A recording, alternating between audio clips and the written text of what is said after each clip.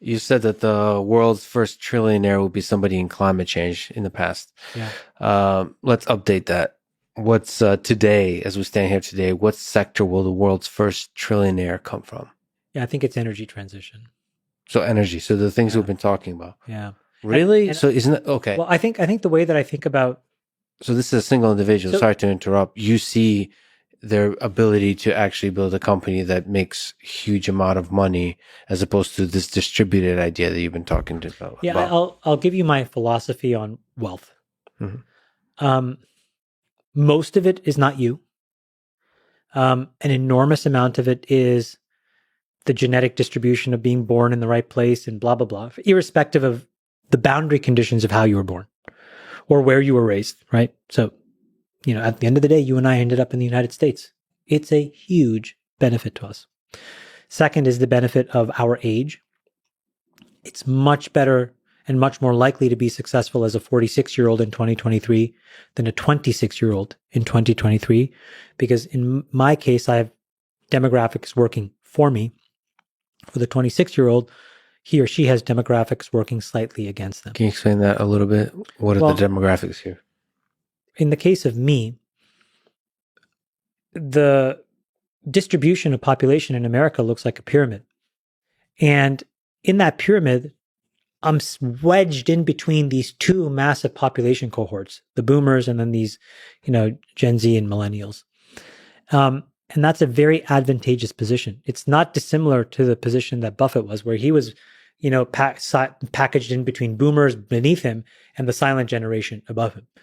And being in between two massive population cohorts turns out to be extremely advantageous, because when the cohort above you transitions power and capital and all of this stuff, you're the next person that likely gets handed it. So we have a disproportionate likelihood to be, we are lucky to be older than younger. So that's an advantage. And then the other advantage that has nothing to do with me is that I stumbled into technology. I got a degree in electrical engineering and I ended up coming to Silicon Valley. And it turned out that in that moment, it was such a transformational wind of change that was at my back, right? So the wealth that one creates is a huge part of those variables. And then the last variable is your direct contributions in that moment. And the reason why that can create extreme wealth is because when those things come together at the right moment, it's like a chemical reaction. I mean, it's just crazy. So that was sort of part number one of what I wanted to say. The second thing is when you look then inside of these systems where you have all these tailwinds, right? So in tech, I think I benefit from these three big tailwinds.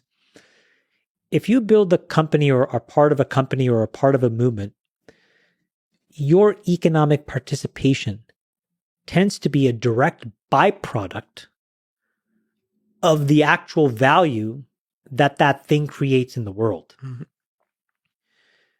And the thing that creates in the world will be bigger if it is not just an economic system, but it's like a philosophical system. It changes the way that governance happens. It changes the way that people think about all kinds of other things about their lives. So there's a reason, I think, why database companies are worth X, social companies are worth Y, but the military industrial complex is worth, as much. And I think there's a reason why that if you, for example, were to go off and build some newfangled source of energy that's clean and hyperabundant and safe, that what you're really going to displace or reshape is trillions and trillions of dollars of worldwide GDP. So the global GDP is, I call it 85 trillion, right? It's going at 2 to 3% a year. So in the next 10 years, we'll be dealing with $100 trillion of GDP, right? Somebody who develops clean energy in 2035 will probably shift 10% of that around, $10 trillion. A company can easily capture 30% of a market, $3 trillion. A human being can typically own a third of one of these companies, $1 trillion. So you can kind of get to this answer where it's like, it's going to happen in our lifetime. But you have to, I think, find these systems that are so gargantuan and they exist today. It's more bounded because price discovery takes longer. In an existing thing, it's more unbounded because you know what it is. You know the tentacles that energy reaches, right? Of that $80 trillion of worldwide GDP, I bet you if you added up all the energy companies, but then you added up all of manufacturing, if you added up all of transport, you'd probably get to like 60 of the 80. Do you have an idea of which alternate energy, sustainable energy is the most promising? Well, I think that we have to do a better job of exploring what I call the suburbs of the periodic table. So, we're really good in Seattle, the upper Northwest. Yes. We're kind of good in Portland, but we're non-existent in San Diego, and we have zero plan for North Carolina through Florida. Yeah. And so is that a fancy way of saying nuclear should be part of the discussion? I think nuclear, room temperature semiconductors. I'm not convinced right now that the existing set of nuclear solutions will do a good job of scaling beyond bench scale. I think there is a lot of complicated technical problems that make it work at a bench scale level, even partially, but the energy equation is going to be very difficult to overcome in the absence of some leaps in material science. Have you seen any leaps? Is there promising stuff like you're seeing the cutting edge from a company perspective? Yeah, I would say not yet. But the precursor, yes. I have been spending a fair amount of time. So talking about like a new framework that's in my mind is around these room temp superconductors. And so I've been kind of bumbling around in that forest for about a year. I haven't really put together any meaningful perspectives, but again, talking about like trafficking in companies and investments that are very lonely, but they allow me to generate returns that are relatively unique and independent. That's an area where I don't see anybody else when I'm there. I'll give you another area. We, I think, are about to unleash in a world of zero energy and zero compute costs. Computational biology will replace wet chemistry. And when you do that, you will be able to iterate on tools that will be able to solve a lot of human disease. I think like if you look at the head of like the top 400 most recurring rare diseases, I think like half the number, 200, is a specific point mutation as just the mismethylation between C and T.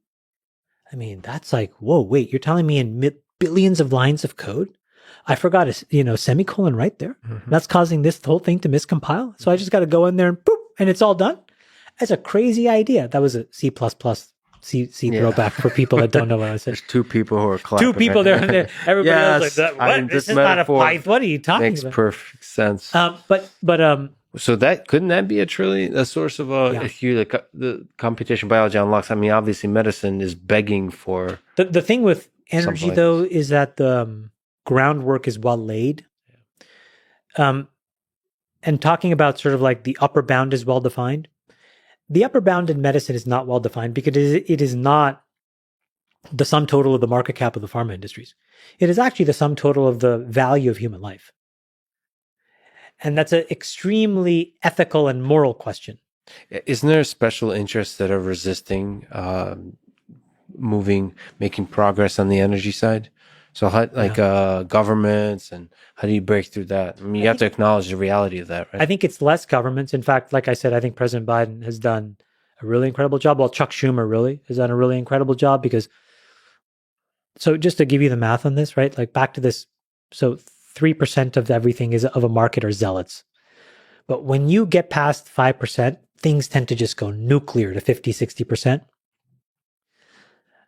The way that they wrote this last bill, the cost, I'll just use the cars as an example. The cost of an average car is $22,500. Mm-hmm. The cost of the cheapest battery car is $30,000. And lo and behold, there's a $7,500 credit. And it's like, to think the invisible hand didn't know that math was right, I think is kind of a little bit malarkey. And so the battery EV car is going to be the same price as the thing, and it's going to go to 40, 50%. So we're already at this tipping point, so we're kind of ready to go. In these other markets, it's a little bit more complicated because there's a lot of infrastructure that needs to get built. So, the gene editing thing as an example, we have to build a tool chain that looks more like code that you can write to. Facebook is written in, I think, PHP originally. PHP, yeah. Which is, I'm still a big fan of. Sometimes you have to use the ugly solution and make it look good versus trying to come up with a good solution, which will be too late.